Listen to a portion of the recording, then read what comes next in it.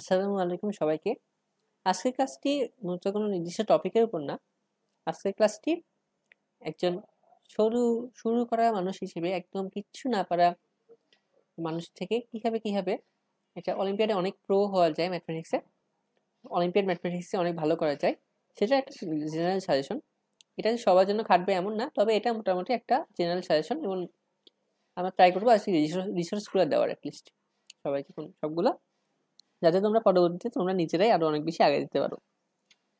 তো ধরো তুমি একটা ম্যাথমেটিক্স অলিম্পিয়াড দেওয়া শুরু করলে, তো সবার প্রথম মোস্ট প্রবাবলি তুমি এটার খবর পাইছো আশেপাশে কারো কাছ থেকে। পাওয়ার পরে তুমি প্রতিযোগিতা দিতে গেছো। তো ফার্স্ট কম্পিটিশনে গিয়ে হয়তো তুমি কিছুই পারোনি, বা হয়তো প্রতিযোগিতা দিতে গেছো, কিছু হয়তো পারতেছো, প্রশ্নগুলো কিছু ইন্টারেস্টিং লাগতেছে। তো তখন তোমার আসলে এই কন্ডিশনে তোমার মনে হতে পারে যে আচ্ছা এটা তো অনেক কঠিন পরীক্ষা, কিছু পারবো না। বাট তোমার যদি প্রশ্নগুলো ভালো লাগে, তুমি তখন আসলে এই ম্যাথ অলিম্পিয়াডে খুব ভালো একটা জার্নিতে ঢুকে গেছে অলরেডি। তো প্রথম ক্ষেত্রে আমি যদি স্টার্টার হিসেবে বলি, স্টার্টার হিসেবে স্টার্ট করার জন্য আসলে পাস্ট ইয়ার কোশ্চেন্স এর যে ভালো কিছু নাই। পাস্ট ইয়ার কোশ্চেন্স তুমি আগের বছরের কোশ্চেন্সগুলো সলভ করলাম। অনলাইনে তুমি যদি ফ্রি কন্টেন্টস পাও, অনলাইন কন্টেন্টস অথবা ফ্রি অথবা পেইড, সেই কন্টেন্টগুলো দেখলা হালকা পাতলা, যেগুলো একবার বেসিকের উপর ফোকাস করা। তুমি যদি জুনিয়র বা আরো নিচের ক্যাটাগরির হও, তাহলে উপরের শ্রেণীর কিছু বই, নিজের নিজের টেক্সট বুক, উপরের শ্রেণীর বই, এগুলো দেখতে পারো। যেমন তুমি সবার চেয়ে গুরুত্বপূর্ণ যেটা, সেটা হলো নিজে নিজে প্রবলেম সলভিং শেখা। এখন নিজে নিজে প্রবলেম সলভিং এর ক্ষেত্রে কি হয়, দেখা যায় যে আমাদের মধ্যে অনেক রকমের ধারণা থাকে, আমাদের মধ্যে অনেক রকমের আইডিওলজি থাকে। যেমন ধরো তোমাদের মধ্যে মাথার মধ্যে থাকতে পারে যে আচ্ছা আমি একটা প্রবলেম ট্রাই করতেছি, আমার মনে হচ্ছে এটা উত্তর। তো তুমি তখন মনে করবে আচ্ছা এটাই মনে হয় উত্তর, বাট এর উত্তর নাও হতে পারে। তো তোমাকে অ্যাকচুয়ালি যখন নিজে নিজে প্রবলেম সলভিং এর মধ্যে তোমার কয়েকটা ধাপ আছে। একটা হলো এনাফ পরিমাণ চেষ্টা করা,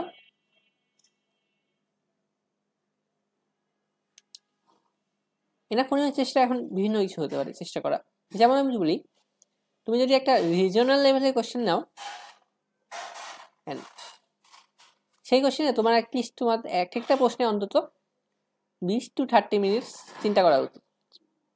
অ্যাট এ স্টার্টার হিসেবে তুমি প্রথমেই রিজনাল একটা প্রশ্ন পেলে, সেটার একটা প্রশ্নে নেই, তোমার অন্তত 20 থেকে 30 মিনিট ভাবা উচিত যে প্রশ্নটা চাচ্ছে কি বা প্রশ্নটাকে করতে বলতেছে কি, সেটা নিয়ে তোমার ভাবা উচিত।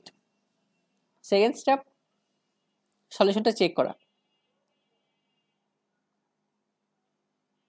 সলিউশন চেক করাটা তুমি অনেকভাবে করতে পারো। একটা হতে পারে যে পাস্ট ইয়ারের কোশ্চেন, তো অনেক জায়গায় উত্তর দেওয়া থাকে, তুমি সেই উত্তর দিয়ে খুঁজলা, উত্তরের সাথে ম্যাচ করলা। অথবা তুমি কিছু সহায়ক বইয়ের সাহায্য নিলা, বা চ্যাট জিপিটি আছে, ইন্টারনেট আছে, সেখান থেকে সাহায্য নিয়ে তুমি সমাধানটা মিলালা। সলিউশন চেক করা, নট নেসেসারি তোমার প্রসেসটা ঠিক হতে হবে, প্রসেস নাও মিলতে পারে, তবে অ্যান্সার বা তোমার ধরো প্রুফের যে ওয়ে, সেটাতে তুমি কিছুটা বুঝতে পারবা যে কেমনে কাজ করে জিনিসটা, বুঝছো। আর থার্ডলি, তোমাকে লজিক্যালি চিন্তা করতে হবে। লজিক্যালি চিন্তা করতে হবে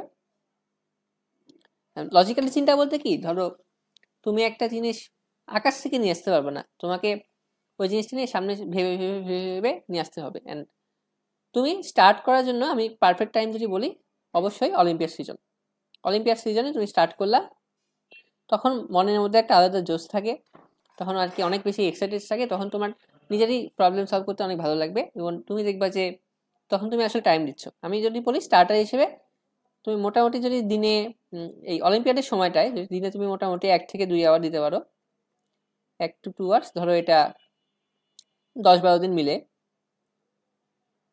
প্রতিদিন করে, তাহলে মোস্ট প্রবাবলি তোমার ওই স্কিলটা চলে আসবে যে তুমি তোমার লেভেলের রিজনালটা ইজিলি পার করতে পারবা। এখন চলো রিজনাল পার করার পরের স্টেপে যাই। একটা পেজ তৈরি হয়েছে না।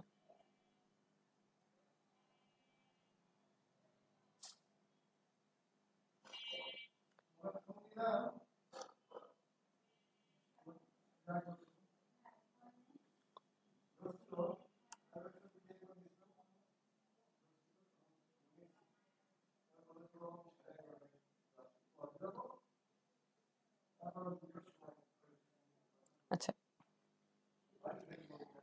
তো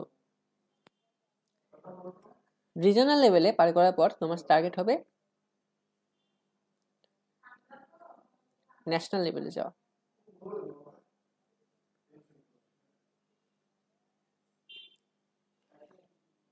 তো ন্যাশনাল লেভেলে যেতে হলে তুমি রিজনালে তোমার জন্য আলাদা করে কোনো থিওরি দরকার হচ্ছিল না, তুমি তোমার লজিক অ্যান্ড ইনস্টিংক্টগুলো কাজে লাগে বা উপরে শ্রেণীর ডিরেক্ট ক্লাসের বই কাজে লাগে তুমি প্রবলেমগুলো সলভ করতে পারতা।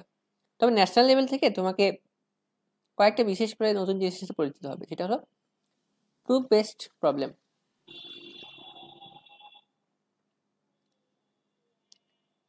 আগেরটা পর্যন্ত ছিল তোমার এরকম যে কোনো একটা অ্যামাউন্ট চাইতো বা কত হবে চাইতো বা কত হবে বলতো, এগুলো বলতো।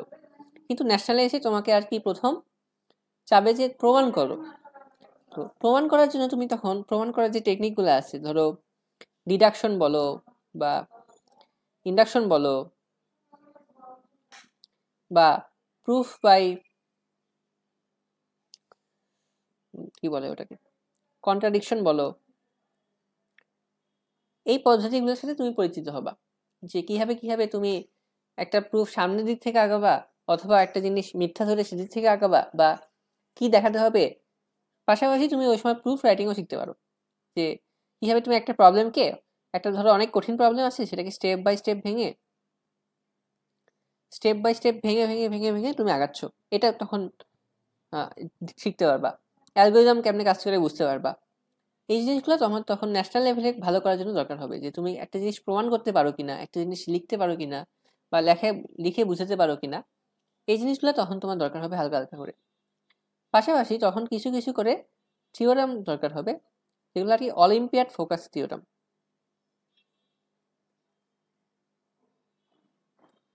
হ্যাঁ, অলিম্পিয়াড ফোকাস থিওরামগুলো থেকে আসলে 4টা ভাগ তখন তৈরি হয়ে যাবে, যে ভাগগুলো নিয়ে আমরা আলোচনা করেছি কিছুটা, নাম্বার থিওরি,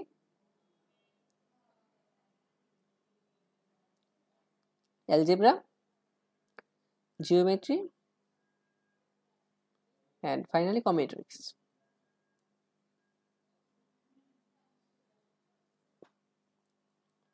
তো এই যে নাম্বার এই ফোকাসড মানে টপিক বেসড, তখন তোমাকে কিছু কিছু থিওরাম শিখতে হবে, তোমাকে নাম্বার থিওরি কিছু বেসিক জিনিস জানতে হবে। বেসিক জিনিসগুলো বেসিক্যালি আমরা আলোচনাই করেছি একবার, ডিভিজিবিলিটি, মডুলার অ্যারিথমেটিক, এইগুলা পাশাপাশি তোমাকে কিছু ধরো পরীক্ষার জন্য নির্দিষ্ট এমন কিছু টপিকও পড়তে হবে। যেমন আমি যদি মনে করি যে বিডিএমও ন্যাশনালের জন্য ডায়াফান্টাইন ইকুয়েশনটা বেশ গুরুত্বপূর্ণ একটা টপিক ফর বিডিএমও।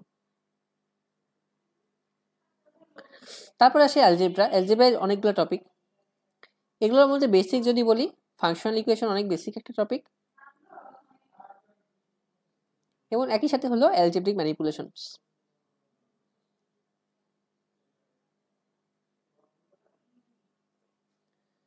তো তারপর ধরো জিওমেট্রির কথা যদি বলি, জিওমেট্রির ক্ষেত্রে ধরো অ্যাঙ্গেল চেজ,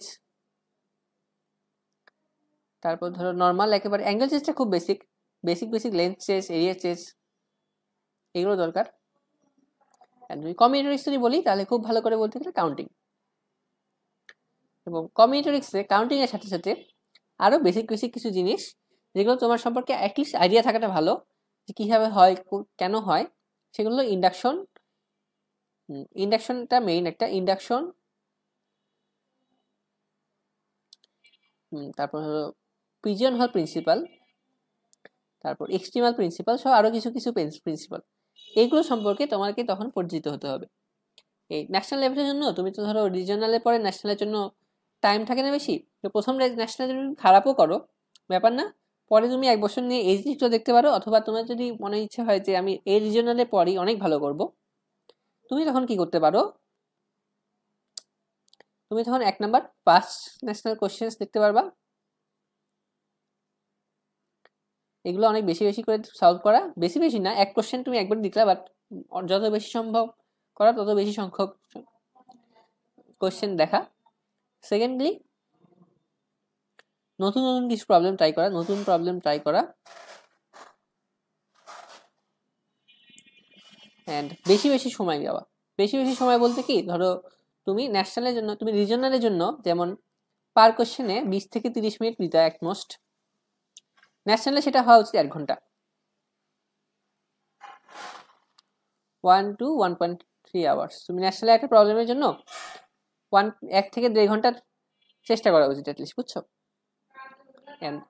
তারপর কি সলিউশন রাইটিং করা উচিত, সলিউশন রাইটিং এ জোর দেওয়া উচিত। কারণ অনেক সময় দেখা যায় কি, যে তুমি একটা প্রবলেম সলভ করতেছো, ঠিক আছে, সলভটা করতেছো, বাট তুমি ওটা সলিউশন লিখতে গেলে আর পারতেছো না, বা সলিউশনটা লিখতে গেলে তোমার মনে হচ্ছে আচ্ছা এটা কই থেকে আসলো, ওটা ওই কই থেকে আসলো, এলোমেলো গুলায় যাওয়া। সলিউশন রাইটিং এর সাথে অবশ্যই একটা প্রবলেমের সলিউশন, ফেক সলিউশন চিনতে পারা। তুমি ফেক সলিউশন করো না করো সেটা পরের বিষয়, বাট ফেক সলিউশন চিনতে পারাটা জরুরি। এই জিনিসগুলো আসলে ন্যাশনালের আগেই চিনতে পারা জরুরি, করতে পারা ভালো হলো।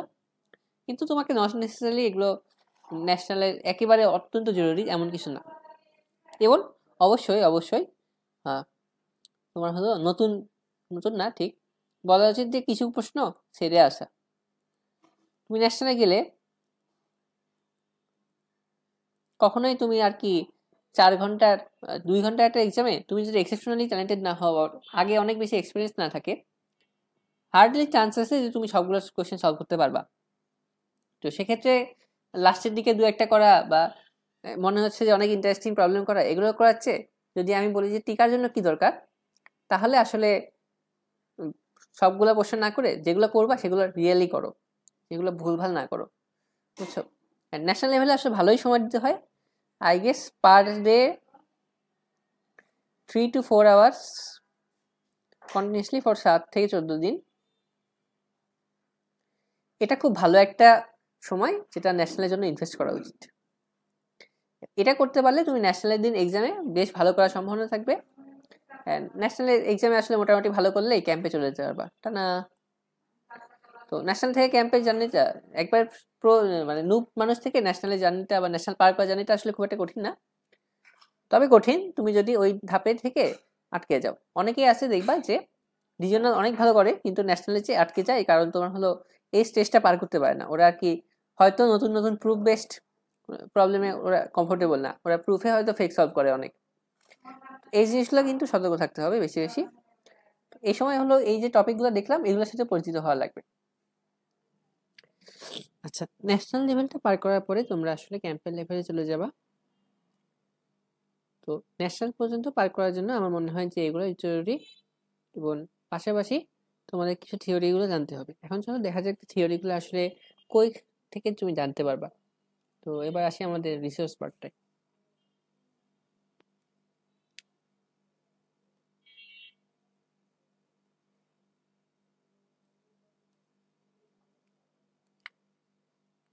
রিসোর্সেসের ব্যাপারে আমি যদি বলি, টপিক ওয়াইজ ভাগ করে নিয়ে শুরু করাই ভালো। প্রথমে যদি নাম্বার থিওরি নিয়ে আসি, আচ্ছা নাম্বার থিওরি থেকে আসলে বাংলায় ভালো বই তেমন নেই, তবে একেবারে শুরুতে শুরু করার জন্য 104 নাম্বার থিওরি প্রবলেম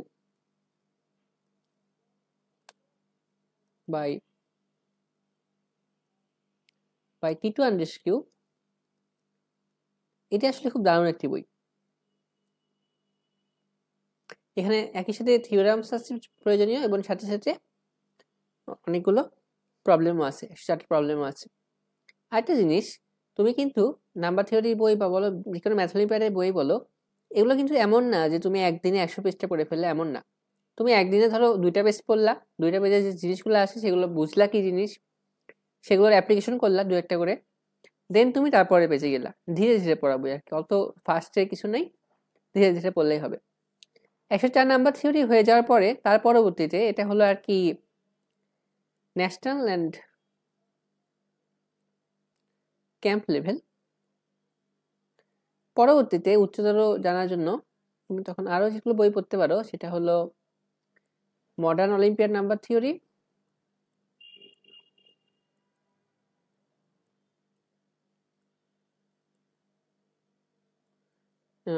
এবং তারপরে হলো আমাদের মাসুম বিল্লাল ভাইয়ের একটা বই আছে, বইটার নাম এক্স্যাক্টলি মনে নাই, বিল্লাল ভাইয়ের নাম্বার থিওরি একটা বই আছে, এটা লিখে সার্চলে আসলে হবে। পাশাপাশি এই সময় তুমি একই সাথে যে ম্যাথ অলিম্পিয়াডের যে ক্যাম্পের ক্লাসগুলো, camp and other paid resources, এগুলোরও তুমি ক্লাসগুলো দেখতে পারো, ক্লাসেস এগুলো আর কি। তুমি যখন ন্যাশনালটা মোটামুটি পার করে ফেলেছো তারপরে এগুলো দিয়ে আঁকানো খুব ভালো একটা জিনিস। একই সাথে প্রবলেম প্র্যাকটিসের জন্য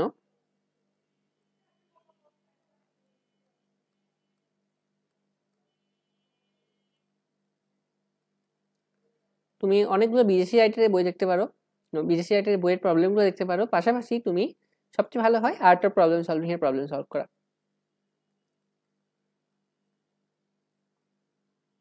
art of problem solving or AOPS. AOPS এ যাবা, এওপিএস এ আর কি কনটেক্সট কালেকশন থাকে,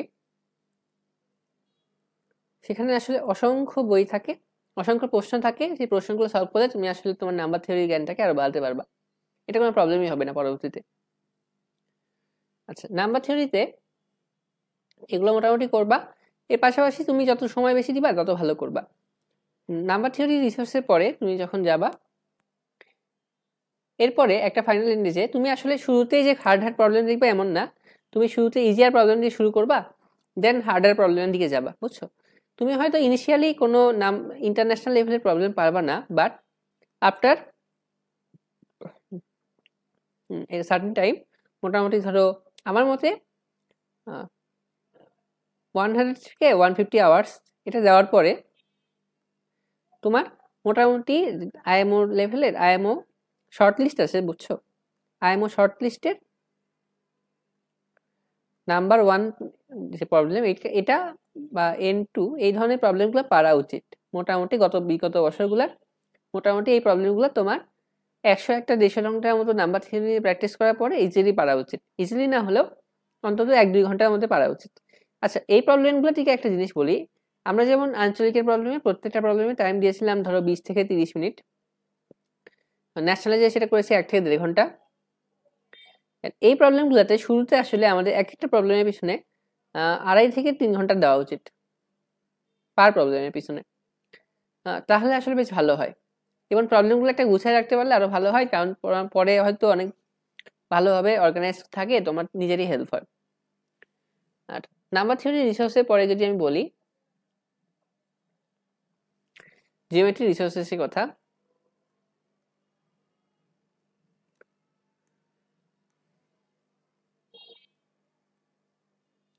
আচ্ছা জিওমেট্রি ক্ষেত্রে ফার্স্ট অ্যান্ড ফরমোস্ট অবশ্যই আমাদের যে টেক্সট বুকগুলো আছে সেগুলো, টেক্সট বুকে জিওমেট্রি অ্যাকচুয়ালি ভালো 9-10 পর্যন্ত, 9-10 পর্যন্ত। ইন্টারমিডিয়েটের টেক্সট বুকে জিওমেট্রি আসলে অলিম্পিয়াডে ওইরকম কাজে লাগে না, তাও পড়তে পারো নিজেদের জ্ঞানের জন্য। দেন আমি মনে করি যেটা হলো খুবই ওয়েল রিটেন একটা বই অলিম্পিয়াডের ইতিহাসে যে কোনো বাংলা বইয়ের চেয়ে বেটার, সেটা হলো Euclidean geometry for mathematical olympiad.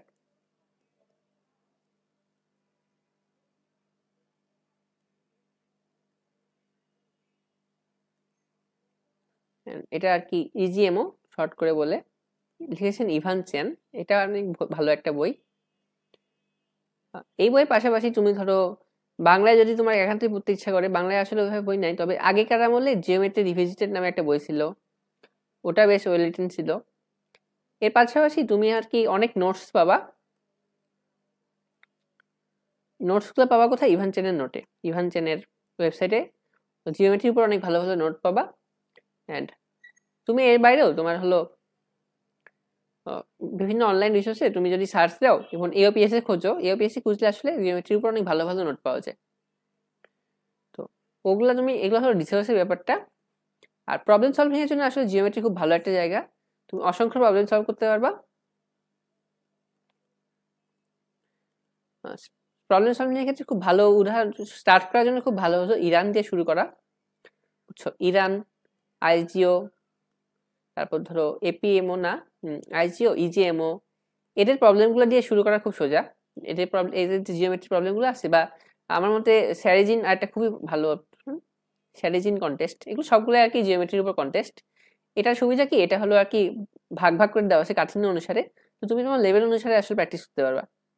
Geometry প্র্যাকটিসের জন্য আমার মনে হয় না স্যারিজিনের উপরে ভালো কোনো সোর্স আছে, যেহেতু তোমার ওখানে লেভেল লেভেল করা থাকে, তো তুমি জাস্ট লেভেলগুলো দেখে দেখে একটা আইডিয়া নিতে পারবা যে কিরকম করে আসলে আগাতে পারবা। এন্ড এগুলো তুমি সবই পাবা ইউপিএস এর কন্টেক্সট সলিউশনের মধ্যে।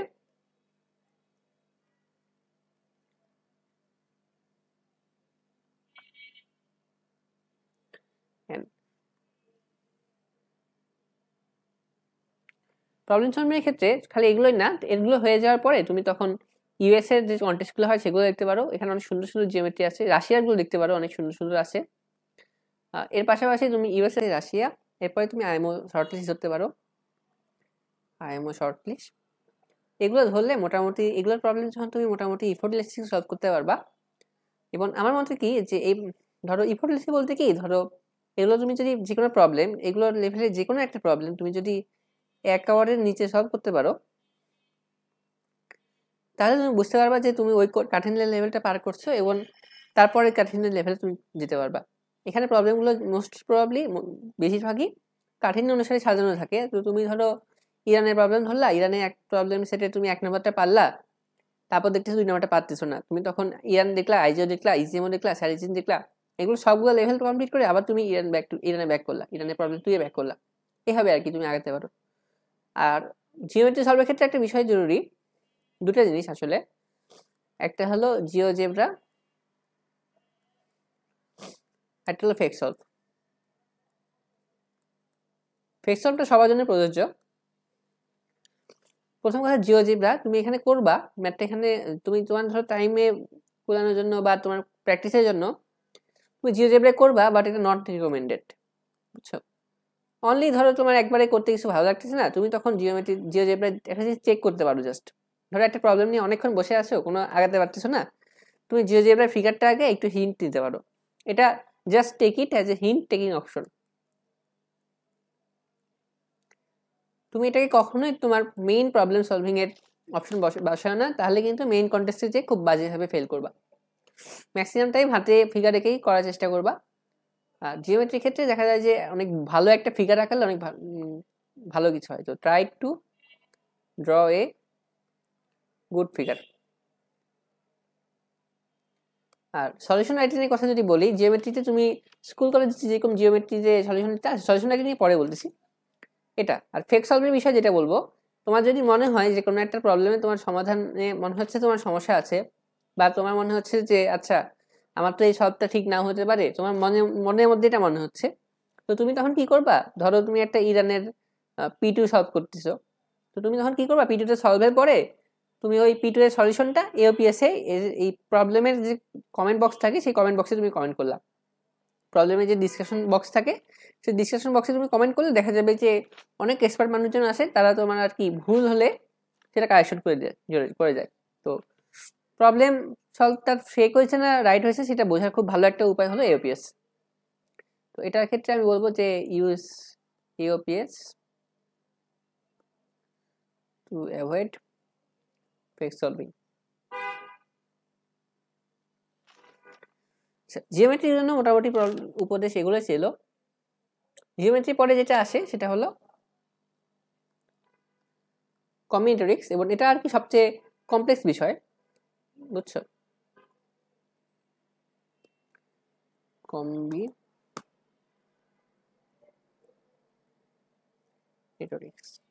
কম্বিনেটরিক্স প্রাথমিক অবস্থায় খুব সোজা লাগে, বিশেষ করে তুমি যদি রিজিওনাল আর ন্যাশনাল পর্যায়ের কথা চিন্তা করো, ওই পর্যায়ে পর্যন্ত কম্বিনেটরিক্স আসলে খুবই তোমার ইজি, ওই কাউন্টিং করলে হয়ে যায়। বাট কম্বিনেটরিক্সে আসলে পরবর্তীতে যে অনেকগুলো শাখা তৈরি হয়ে যায়, যেমন অনেকগুলো ট্রিক্সের দরকার হয়, যেমন কাউন্টিং, তারপর পিএসপি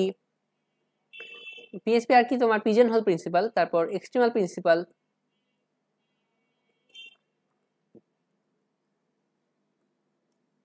এর বাইরে কি আছে? এর বাইরে ধরো জেনারেটিক ফাংশনস থাকে,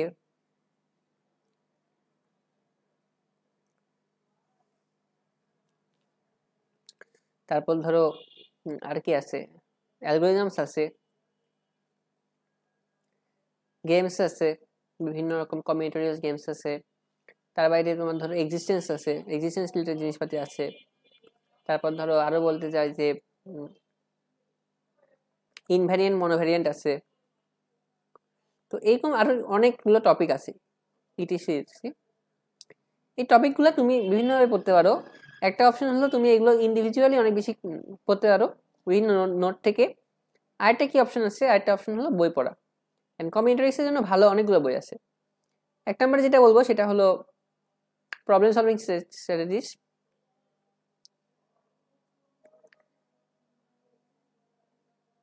এটা খুব ভালো একটা বই। এখানে আর কি থিওরি ওইভাবে নাই, কিন্তু এখানে অনেক প্রবলেম আছে এবং তুমি প্রবলেম সলভ করতে করতে আর কি প্রবলেমগুলো সম্পর্কে আইডিয়া পাবা। এখানে অনেকগুলাই, মোস্ট প্রবাবলি সবগুলো নিয়ে আলোচনা করা আছে। এর বাইরে এর মধ্যে জিওমেট্রি নিয়ে আলোচনা আছে, তবে এটা মেইনলি একটা কম্পিউটারিক্স বই। প্রবলেম সলভিং স্ট্র্যাটেজিস পড়লে তুমি আর কি তোমার এই প্রবলেমগুলো সলভ করলে তুমি কম্পিউটারিক্স নিয়ে অনেক ভালো আইডিয়োলজি পাবা।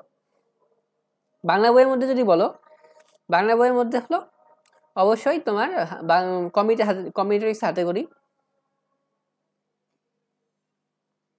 এটা দারুণ একটা বই। আর এগুলো যখন হয়ে যাবে এরপরে আরেকটা বই ভালো আছে, a path to combinatorics or a walk through যে কোনো একটা।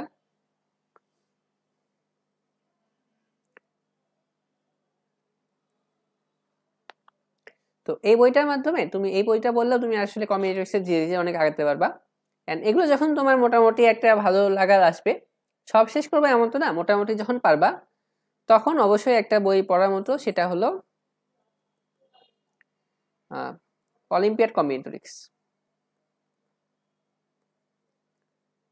এই বইটা অনেক কঠিন করে লেখা, কঠিন করে লেখা ঠিক না, এই বইটা আসলে অনেক অ্যাডভান্স প্রবলেম নিয়ে আলোচনা করা হয়েছে, অনেক অ্যাডভান্স জিনিসপাতি নিয়ে আলোচনা করা হয়েছে। তো একেবারে শুরুতে এটা রিকমেন্ডেড না, তবে এটা অনেক ভালো বই। এটার প্রবলেমগুলো সলভ করলে তুমি আসলে তোমার লেভেল আপ হয়ে যাবে ভালো পরিমাণে বেশ। অ্যান্ড কম্পিউটারিক্সে এগুলোর পাশাপাশি আরেকটা যেটা জরুরি সেটা হলো প্রুফ রাইটিং। ম্যাক্সিমাম সময় দেখা যায় তুমি একটা কম্পিউটারিক্সের প্রবলেম সলভ করবা অ্যান্ড তুমি লিখতে যাই দেখবা যে পারতেছো না। তো এইটা যাতে না হয়, তুমি লিখতে যাতে যাতে গিয়ে যাতে কখনোই আটকে না যাও, সেজন্য আসলে প্রুফ রাইটিং এখানে ভালো দরকার। এবং কম্পিউটারিক্সে এই জন্য যে কোনো একটা প্রবলেম সলভের পরে রিকমেন্ডেড হলো প্রবলেম সলভ করার পরে পরে সাথে সাথে তোমার সলিউশনটা লিখে দেয়। মানে আগেরগুলো তুমি হয়তো সলভ করে রেখে দিচ্ছ, কিন্তু কম্পিউটারিক্সের ক্ষেত্রে একটা সলিউশন লিখে রাখাটা খুব জরুরি। এটা তোমার পরীক্ষার হলে অনেক বেটার পারফরমেন্স দিতে সাহায্য করবে, তুমি বেশ ভালো আইডিয়া পাবা তখন। অ্যান্ড কম্পিউটারিক্সের প্রবলেমগুলো নিয়ে আসলে অনেকক্ষণ ভাবতে পারা খুব ভালো। তুমি চাইলে এখানে সিপিইউ করতে পারো বা কম্পিটিটিভ প্রোগ্রামিং, এটাও করা যেতে পারে। তোমার অ্যানালিটিক্যাল স্কিল বাড়াবে হয়তো এটা। এর পাশাপাশি তুমি কম্পিউটারিক্সের জন্য আরো ভালো করার জন্য তুমি যেটা করতে পারো, বিভিন্ন নোট পড়তে পারো, বিভিন্ন সামার ক্যাম্প, উইন্টার ক্যাম্প সহ আরো বিভিন্ন ক্যাম্পের নোটগুলো আছে গ্রাফ থিওরি সহ, বা ইন্ডিভিজুয়াল গ্রাফ থিওরি বা এক্সট্রিমাল প্রিন্সিপাল বা এগুলোর উপর ইন্ডিভিজুয়াল বই আছে, সেগুলো পড়তে পারো। তো এটা মোটামুটি পড়ার পার্ট। আর প্রবলেমসের জন্য অবশ্যই ইউপিএস এর অনেক জায়গার প্রবলেম, আইএসএল মানে কম্পিউটারিক্স ইন্টারন্যাশনাল আইএমও শর্ট লিস্ট, যেটা আর কি এটা লিখে দেওয়া ভালো, IMO short list, Russia and mid European প্রবলেমগুলো, ইউরোপিয়ান কান্ট্রিজের যে কমিউনিটি সেগুলো বেশ ভালো হয়। এগুলো মোটামুটি কমিউনিটির জন্য তোমার প্র্যাকটিসের জায়গা। তুমি এগুলো নিয়ে প্র্যাকটিস করলে মোটামুটি একটা আইডিয়া পেয়ে যাবে কমিউনিটিস নিয়ে কীভাবে আগাবা। And last but not the list যে টপিক, সেটা হলো আমার algebra. Wait, find new colour.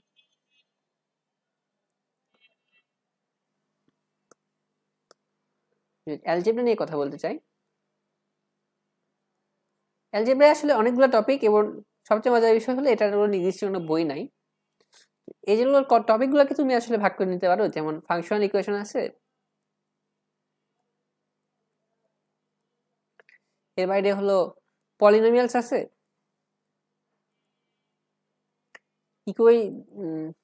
Inequality আছে, এর বাইরে বিভিন্ন অ্যাডহক প্রবলেমসও আছে। তো ফাংশনাল ইকুয়েশন, ইনইকুয়ালিটি এগুলো অনেক বেশি ঘন ঘন আসে আসলে। তো ফাংশনাল ইকুয়েশন আর ইনইকুয়ালিটির প্রবলেমের জন্য, ইনইকুয়ালিটির জন্য বেশ কিছু ভালো বই আছে, যেমন এ গ্রেটার দেন বি, তারপর হলো এসওএস নামে একটা বই আছে, ওটাও বেশ ভালো। তুমি লিখবা যে এসওএস ইনইকুয়ালিটিস, তাহলে চলে আসে আসলে স্কয়ার অফ সামস ইনইকুয়ালিটিস আর কি। এর বাইরে ইনইকুয়ালিটিসের জন্য আরো কিছু ভালো বই তুমি ইন্টারনেটে খুঁজলেই পাবা। ইনইকুয়ালিটিসের উপর বেশ ভালো কিছু নোটসও আছে, এগুলো দেখলে তুমি খুঁজে পাবা। ফাংশন ইকুয়েশনের উপর ইভান চ্যানের বেশ কিছু ভালো নোট আছে। এর বাইরে পিসিও নামে একজন আছে, উনি আর কি অনেকগুলো প্রবলেম সলভ করেছে। এর বাইরে আমাদের থানিক ভাই নামে একজন আছে, থানিক ভাই বাংলাদেশের মানুষ, তার নোটও আছে। এগুলো তোমরা ইন্টারনেটে সব খুঁজে পেয়ে যাবে আসলে। এবারে তুমি পলিনোমিয়ালস লিখবা, পলিনোমিয়ালসের উপর ভালো ভালো বইও আছে। আর এগুলো বাইরে যে জিনিসগুলো সেগুলো হলো অ্যাডহক প্রবলেমস। তো অ্যাডহক প্রবলেমসগুলো ট্রাই আর কি যত বেশি ট্রাই করবে তত বেশি আগাতে পারবা। শুরু করার জন্য আসলে অ্যালজেব্রার ভালো হলো প্রবলেম সলভ করা দিয়ে শুরু করা। তো অ্যালজেব্রা প্রবলেম সলভের জন্য তুমি আসলে এওপিএস এ যাবা, এওপিএস এ যে তুমি আর কি ইন্ডিভিজুয়ালি লিখতেও পারো যে ফাংশনাল ইকুয়েশন প্রবলেমস, বা তুমি যে টপিকের উপর আর কি করতে যাচ্ছ সেটা সার্চ দিলে চলে আসবে জেনারেলি। তো তুমি যত বেশি প্র্যাকটিস করবা প্রবলেমগুলো নিয়ে তত বেশি আগাতে থাকবে। এবং এগুলোর ক্ষেত্রে অবশ্যই একটা জিনিস যে প্রবলেম প্রুফ রাইটিং লিখতে হবে, কারণ তোমার আসলে ন্যাশনাল পর্যন্ত যতই কাউন্টিং বেসড প্রবলেম থাকুক না কেন আর কি, ন্যাশনাল প্লাসের ক্ষেত্রে ম্যাক্সিমাম আসলে প্রুফ বেসড প্রবলেমই দেয়, কিছু একটা প্রমাণ করতে বলে, তো তখন আসলে ওই রকম আইডিয়া থাকে না। তো আমাদের আসলে প্রুফ রাইটিং নিয়ে ভালোই মনোযোগ দেওয়া উচিত, কারণ প্রুফ রাইটিং ভালো না হলে আসলে বেশ ভালো সমস্যা হয়ে যায়। তো নেক্সটে আমাদের প্রুফ রাইটিং নিয়ে একটু আলোচনা করা উচিত আসলে। তো প্রুফ রাইটিং এর ক্ষেত্রে নির্দিষ্ট কোনো উপায় নাই, তবে আমরা যে একটা অভিজ্ঞতা বলি, আমরা তো বিভিন্ন ম্যাথ অলিম্পিয়াডের খাতা দেখি, ক্যাপের খাতা দেখি, তারপর ধরো ন্যাশনালের খাতা দেখি, পরবর্তীতে এগুলো খাতা দেখি, এবং সেগুলো দেখতে যেয়ে আসলে আমাদের খুবই বিরক্ত লাগে, কারণ দেখা যায় যে ম্যাক্সিমাম সময় একজন একটা প্রবলেম সলভ করছে, বাট প্রবলেমটাকে লিখতে পারতেছে না ঠিকমতো, গুছায় লিখতে পারতেছে না। তো সেটা আসলে খুব বাজে একটা কারণ হয়ে যায়, যেমন তখন আর কি অনেক ভালোই মার্কিং কাটা যায়। ধরো তুমি একটা কম্বিনেটরিজ প্রবলেমে তুমি কি করছো সেটা বুঝতে পারতেছো না, তো তখন আসলে বেশ ভালো সমস্যা হয়েছে। তো প্রুফ রাইটিং এর ক্ষেত্রে জেনারেল সাজেশন যদি বলি,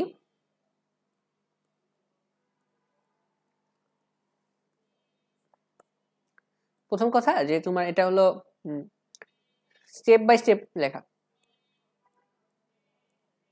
তো এটা কিরকম, ধরো তুমি একটা বড় প্রবলেম আছে, একটা কমপ্লেক্স প্রবলেম আছে, আমরা একটা উদাহরণ দিয়ে দেখবো নি একটু পরে, একটা জিওমেট্রি প্রবলেমের উদাহরণ দিয়ে দেখবো আমরা একটু পরে। স্টেপ বাই স্টেপ করলে জেনারেলি একটা বড় প্রবলেমকে আমরা কয়েকটা ছোট ছোট ভাগে ভাগ করে নেই, তো তখন আর কি জিনিসটা করা অনেক সোজা হয়। প্রবলেমের সলিউশন রাইটিংও আসলে স্টেপ বাই স্টেপ করা উচিত। আমার পার্সোনাল মতামত এখানে স্টেপ 1, স্টেপ 2 এভাবে এভাবে লিখে লিখে করাটা বেটার। স্টেপ 1 এ তুমি প্রথম জিনিসগুলো নিলা, এখান থেকে একটা জিনিস প্রমাণ করলা, স্টেপ 2 তে তুমি আরো কিছু জিনিস প্রমাণ করলা, তারপর এই যে জিনিসটা আছে এটাকে ইউজ করলা, করে এভাবে একটা বড় আলটিমেটলি তোমার আলটিমেট রেজাল্টটা নিয়ে আসলা। এটা হলো স্টেপ বাই স্টেপ করা। সেকেন্ড কেস, ট্রিভিয়াল কেসগুলো বাদ না দেওয়া, গুলা বাদ না দেওয়া।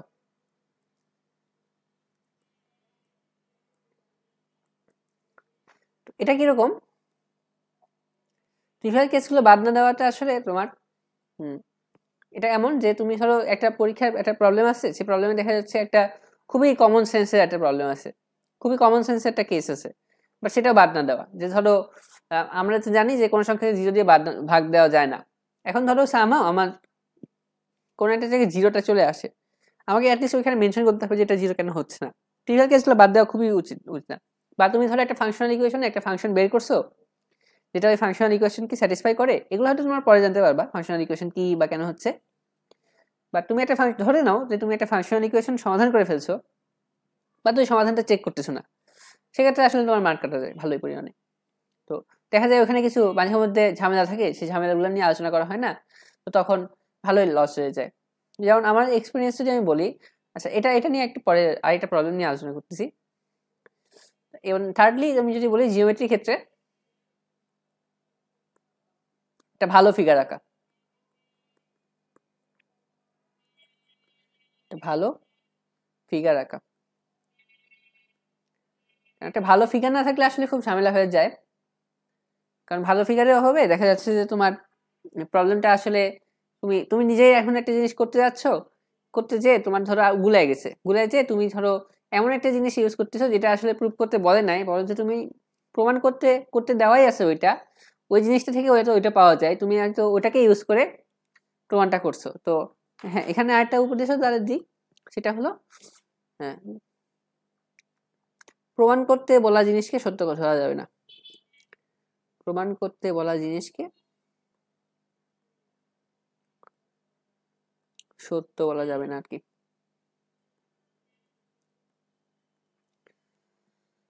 হ্যাঁ, তো এটা একটা ধরে নিবা। আর কম্বিনেটরিক্স এর ক্ষেত্রে গুছায় লজিক দিবা,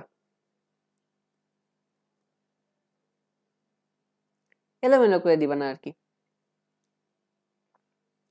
এটা ন্যাশনালের জন্য খুব ভালো একটা টেকনিক। ন্যাশনালের ক্ষেত্রে দেখা যায় যে অনেকে খুবই এলোমেলো ভাবে পরীক্ষার প্রশ্নের উত্তর দিয়ে আসে। অনেকে ধরে আছে যে ধরো একটা জিনিস প্রমাণ করতে বলছে সব সংখ্যার জন্য, ও কি করে একটা দুটা তিনটা ধরে ধরে, মানে বিষয়টা কিরকম, ধরো আমি তোমাকে বললাম যে প্রমাণ করো যে যে কোনো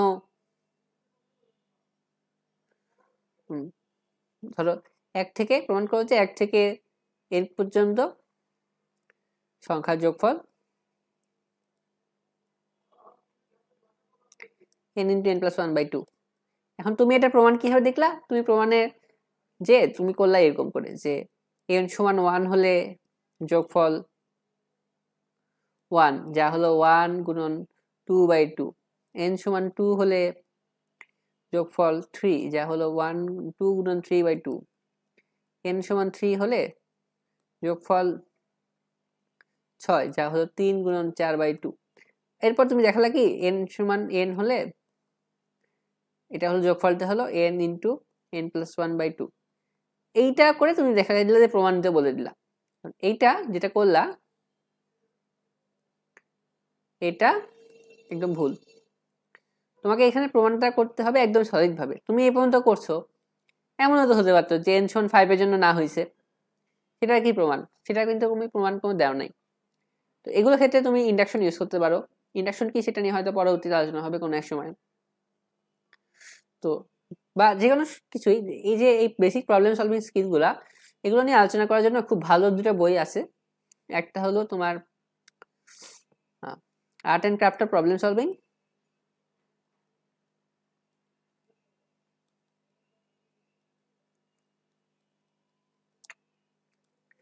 বাংলায় যদি বলি, বাংলায় খুব ভালো একটা প্রবলেম সলভিং এর বই হলো প্রমাণ করো যে।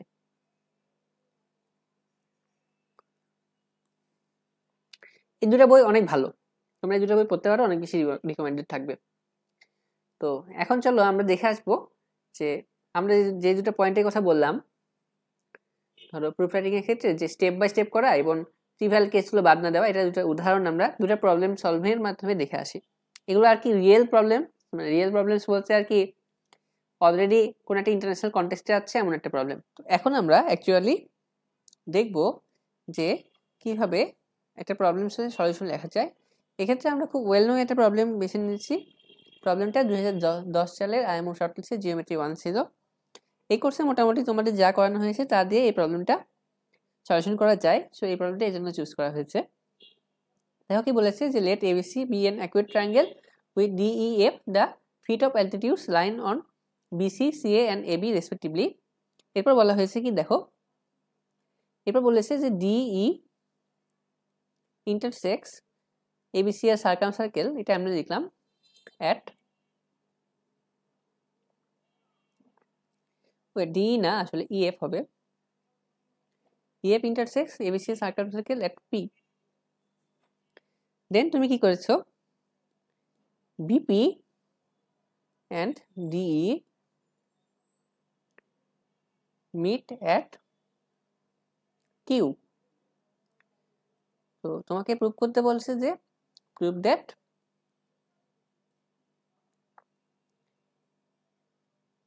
এ কিউ সমান এপি। তো প্রবলেম সলভিং এর ক্ষেত্রে, জিওমেট্রি প্রবলেম সলভিং এর ক্ষেত্রে যেটা সবার প্রথমে করণীয় সেটা একটা ভালো ফিগার আঁকানো। কিরকম ফিগার, চলো আঁকাই একটা। এরকম করে গোল্লা আঁকানো আসলে উচিত না, তো এটা মিশে দিচ্ছি।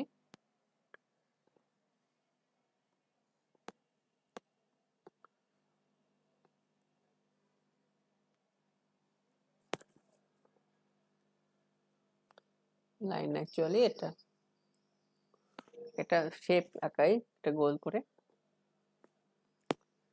একটা বৃত্ত দেওয়া আছে প্রথমে, ধরে নিলাম এটাই আমাদের সেই বৃত্ত। বৃত্তের মধ্যে একটা ত্রিভুজ দেওয়া আছে এবিসি। আমি এমনি আঁকালাম, বাট এটা মোটেও স্ট্যান্ডার্ড না। আচ্ছা চলো স্ট্যান্ডার্ডটা আঁকাই, একটু ছোট করে বৃত্তটা নেই, তাহলে ঠিক হবে। ধরো এটা একটা বৃত্ত আঁকালাম, বৃত্তের মধ্যে বলেছি কি যে এবিসি একটা ত্রিভুজ। হ্যাঁ, তারপর সেটার অল্টিটিউড লেখা আছে। তো এখান থেকে একটা অল্টিটিউড আঁকানো হয়েছে, এখান থেকে একটা লম্ব আঁকানো হয়েছে, এবং এই মাছ দিয়ে একটা লম্ব গিয়েছে।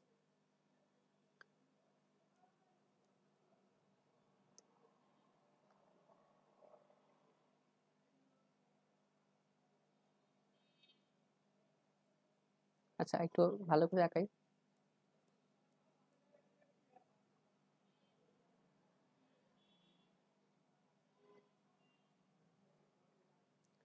এখান থেকে ধরো একটা লম্ব গিয়েছে,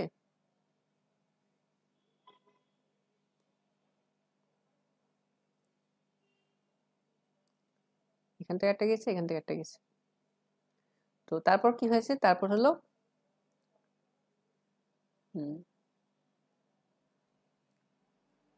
ওয়েট, এই যে ইএফ যদি বলি এটাকে, তাহলে এটাকে পি বিন্দুতে সেট করেছে।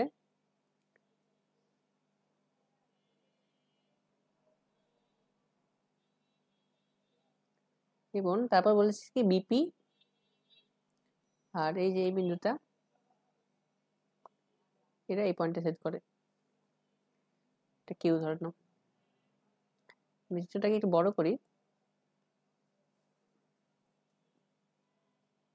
ওয়েট ওয়েট ওয়েট,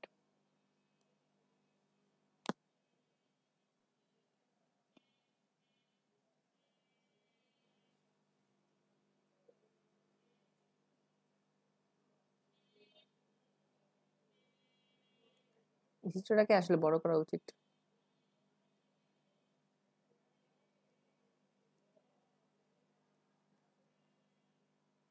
আচ্ছা আই গেস বড় হয়েছে মোটামুটি। তো আমাদের এখানে পয়েন্টগুলোকে যদি আমি একটু প্রমিনেন্টলি দেখাই, তাহলে এটার নাম হলো ই, এটার নাম হলো এফ। তো আমাকে দেখাতে বলেছে কি যে এপি, এই যে এই দুটো সমান, আমাদের দেখাতে বলেছে এপি আর একিউ সমান। তো প্রথম কথা, আমি এখানে আসলে ভালো চিত্র আঁকাইনি, তো তোমাদের ভালো চিত্রটা আরো ভালো হওয়া উচিত আসলে। তো সেটা ক্ষেত্রে তুমি জিওজেব্রা ইউজ করতে পারো, জিওজেব্রা ইউজ করে একটা ভালো একটা ছবি আঁকাতে পারো, তবে আমরা সেদিকে যাচ্ছি না। তো এখানে আমাদের প্রথমে একটা ভালো ছবি, এটা হলো ফার্স্ট স্টেপ। তো স্টেপ 1 যদি আমি দেই, স্টেপ 1 আকারে আমি লিখবো, আমি প্রবলেমটা সলভ করতেছি, আমি সলিউশনটা দেখা দিচ্ছি সরাসরি।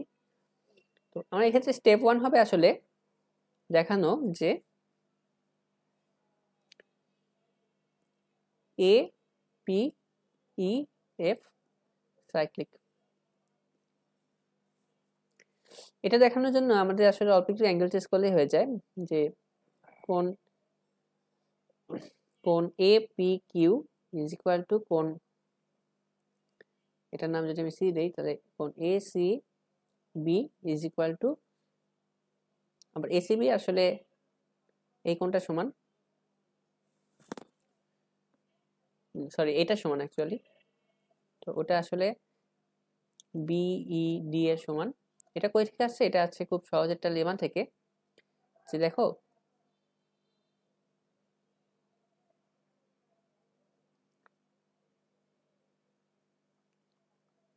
এ বি সি, এটা হলো ই, এটা হলো এফ। এমন যদি হয় তাহলে এই মাঝের অ্যাঙ্গেলটা তো 90 ডিগ্রি, এটা 90 ডিগ্রি, তাই এটার নাম যদি ডি দেই তাহলে এ ই এফ ডি, এটা সাইক্লিক হয়। সাইক্লিক হওয়ার কারণে এটা আসলে এই কোণটা যেটা আছে এটা আসলে এই কোণের সমান হয়। তো এখানেও এভাবে এই কোণটা আর এই কোণটা সমান। তো এটা সমান বিইডি, বিইডি সমান বিইডি এর বিপরীত পাওয়ার হলো কিউইডি, কিউইএ। তো কিউইএ আর কিউপি এর সমান। তো ওখান থেকে বলতে পারি যে এ পি আচ্ছা ইএফ না, অ্যাকচুয়ালি কিউ হবে, A P E Q cyclic. এভাবে তুমি প্রথম স্টেপটার প্রমাণটা লিখবা, তারপর সেকেন্ড স্টেপের প্রমাণটা লিখবা, স্টেপ 2। এখানে আমাদের স্টেপ 2টাই পেনাল্টিমেট স্টেপ। তো আমি এখানে লিখবো যে এপি সমান এ কিউ। তো আমার আসলে স্টাইলটা কিরকম দেখো, আমি স্টেপ 1-এ ক্লেইমটা লিখতেছি আর স্টেপ 2-তে আমি ক্লেইমটা লিখতেছি। এখানে স্টেপ না লিখে আসলে আমি ক্লেইমও লিখতে পারি, ক্লেইম 1 আর ক্লেইম 2।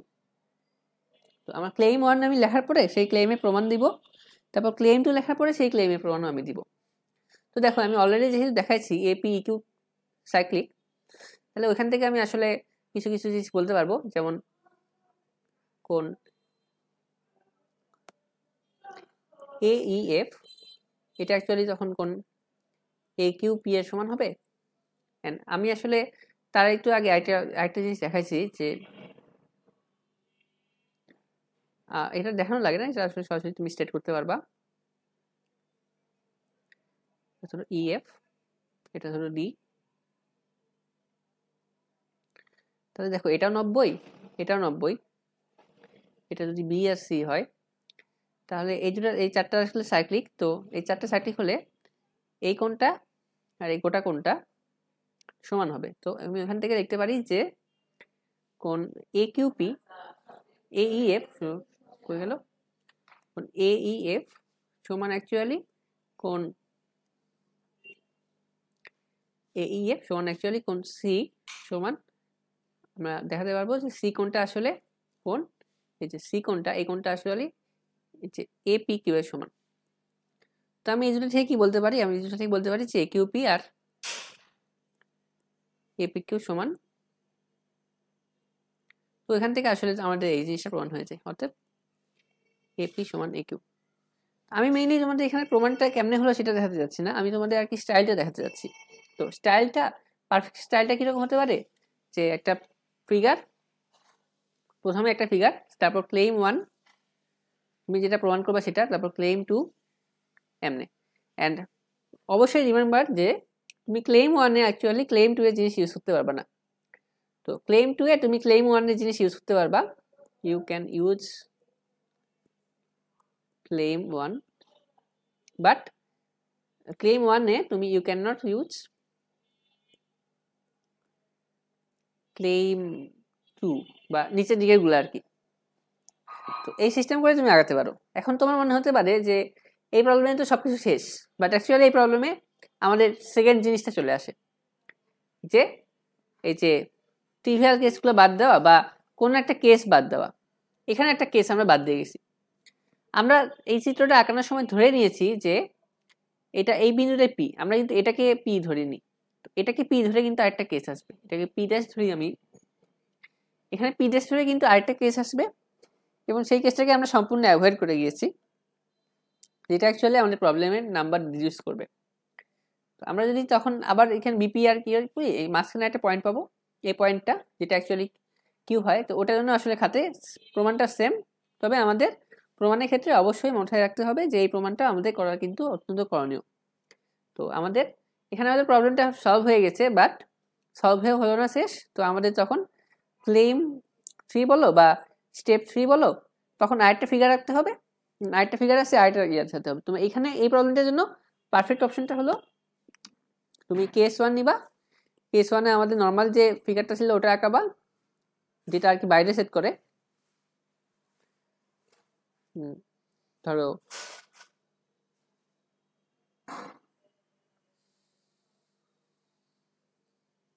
যেটা আর কি বাইরে সেট করে, আমি খুব রাফলি আঁকাইলাম।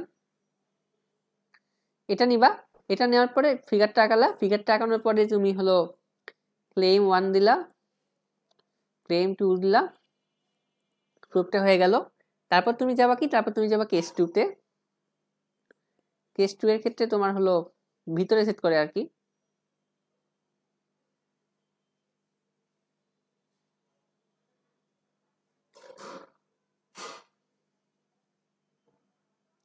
এটা তখন পি হয় আর কিউ তখন হয় এই পয়েন্টটা। এটার জন্য সেম ভাবে তুমি ক্লেম 1 দিবা, তারপর ক্লেম 2 দিবা, এন্ড সিমিলার ওয়েতে যাবা। এটা একটা প্রাথমিক ধারণা, এবং এই প্রবলেম এইভাবে ধাপ ধাপ করে করে তুমি আসলে প্রবলেমের সলিউশনটা অনেক সুন্দর করে দিতে পারবা।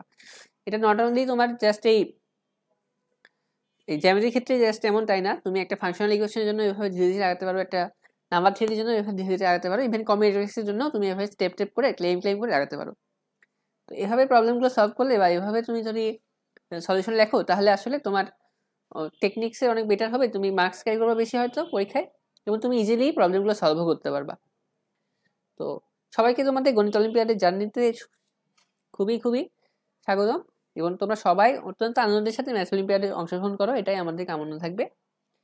ম্যাথ অলিম্পিয়াডে পার্টিসিপেট করে তোমরা সামনে আরো ভালোভাবে এগিয়ে যাও, এই শুভকামনা নিয়ে আমাদের ক্লাসটি এখানে শেষ করতেছি।